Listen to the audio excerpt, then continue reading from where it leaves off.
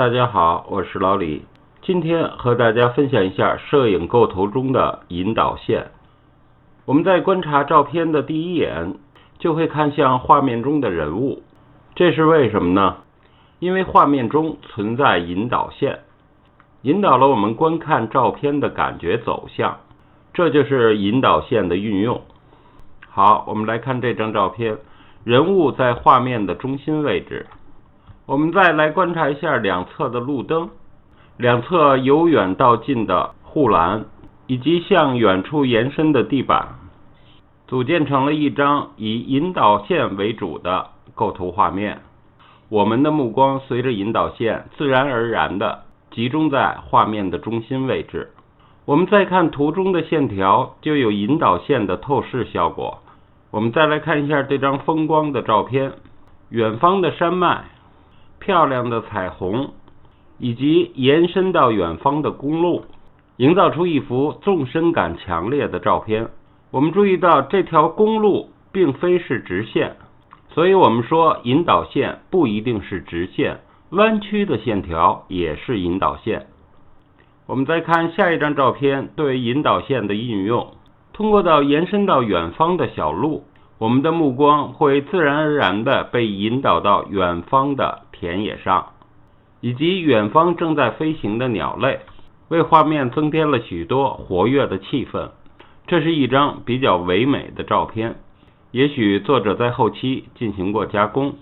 所以我们说，只要是在画面中存在着线条，在某种意义上都可以称之为引导线。这张照片的引导线显得更加明显了。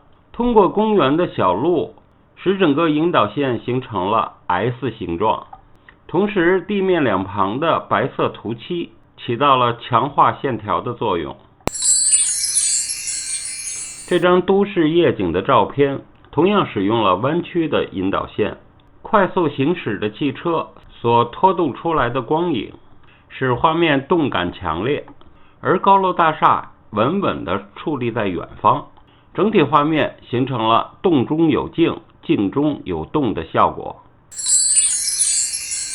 这也是一张非常有意思的引导线构图。作者通过俯拍的方式，向下延伸的楼梯，以及弯曲的护栏，还有建筑的边缘，构成弯曲的引导线，使整体画面感觉平稳和美观。这张照片作者通过仰拍的方式，利用广角镜头使建筑物向一个方向倾斜，把我们的目光引向画面的主体。整体画面非常的干净，同时也是一种动静效果的结合。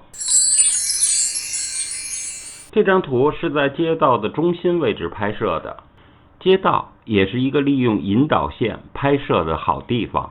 作者的构思是将人物放置在街道的中央，通过马路和建筑的引导线来吸引我们看向焦距点的方向，而焦距点的方向正好是人物，强化了主体位置，增加了透视空间的立体感。